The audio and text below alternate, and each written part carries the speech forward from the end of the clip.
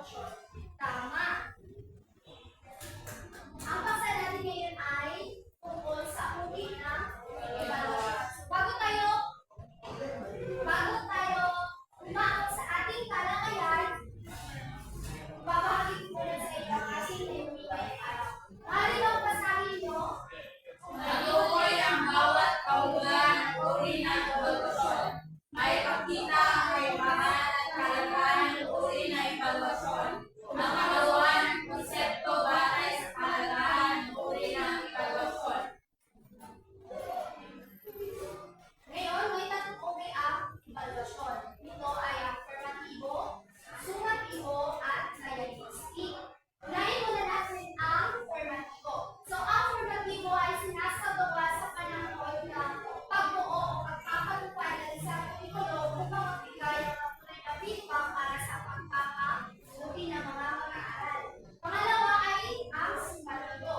Ito ay sinasagawa sa dulo ng isang kurikulo kung panahon ng pagtuturo upang suriin ang kabuuang epektibidad at paggamit at ang paggamit ng mga layunin. At ang pangatlo ay ang diagnostic ng kurikulo. Ito ay ginagamit upang matukoy ang mga lakas at kahinaan ng mga mag-aaral bago magsimula ang instruksyon upang ganayan ang pagpaplano sa pagtuturo. Naunawaan ka? Yes, ma'am. Mabuti naman. So ngayon, mayroon ako katanungan para sa inyo. Nakikinig ba kayo sa aming talakayan? So para sa inyo, bilang mag-aaral na kumukuha ng kursong edukasyon, gaano kahalaga ang evaluasyon sa edukasyon? Para sa inyo, gaano kahalaga ang evaluasyon? Mahalaga yung evaluasyon sapagkat dito nasusuri o nalalaman ng mga guro o nagkakapitulita ng kurikulum kung ano pa yung kulang o ano pa yung maradagang bigay nila na mga estrategiya sa pag-implementa ng kurikulum para sa ikabubuti ng mag-aaral. Kung makita ng pagsusuri sa evaluasyon ng mga sa bawat paaralan ay dito na tayo, dito na susunod yung mga problema o mga matutulungan pa yung mga kulang tayo. Tama. Another answer. Isagutan. Dagdag po, evaluation is a pagkakita ng mga kasanayan or kalaaman which aims to improve the curriculum at system.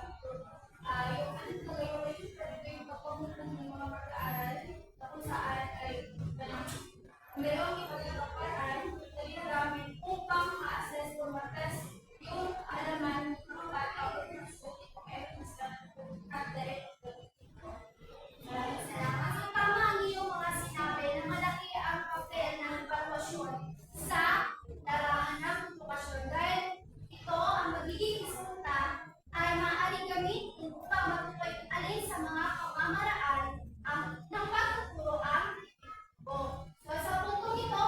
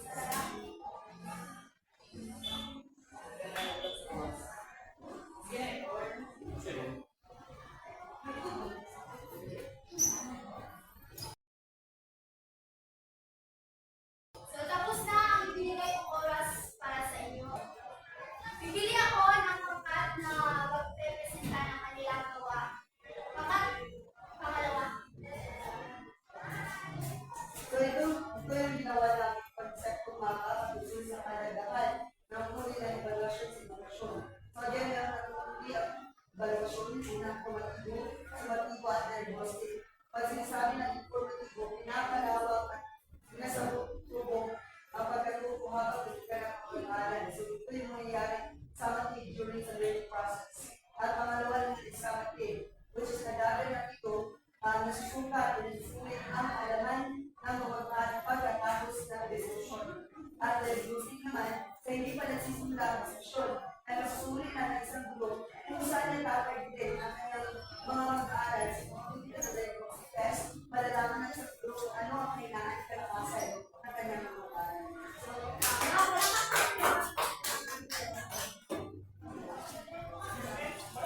Paano nga ulit ang pinag-evaluation? Formatibo, summatibo, at diagnostic. Tama. Sa kabuuan, bakit kaya mahalagang tingnan o pag-aralan ang uri ng evaluation? Dahil sa mga isa responsible. Is kapatid. Bakit mahalagang tingnan o pag-aralan ang evaluation? Mahalagang pagkunan at pag-alaman ito ng ating guidance natin at paraan ng pag-evaluate sa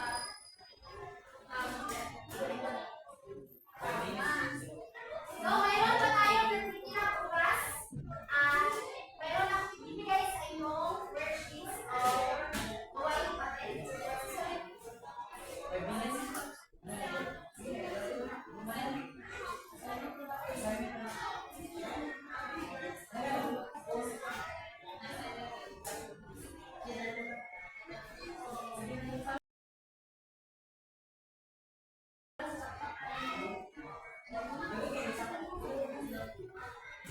Basta na yung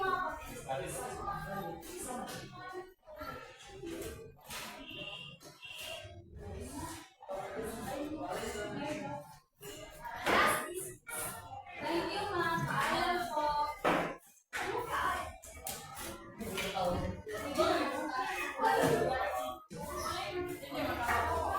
Ma'am.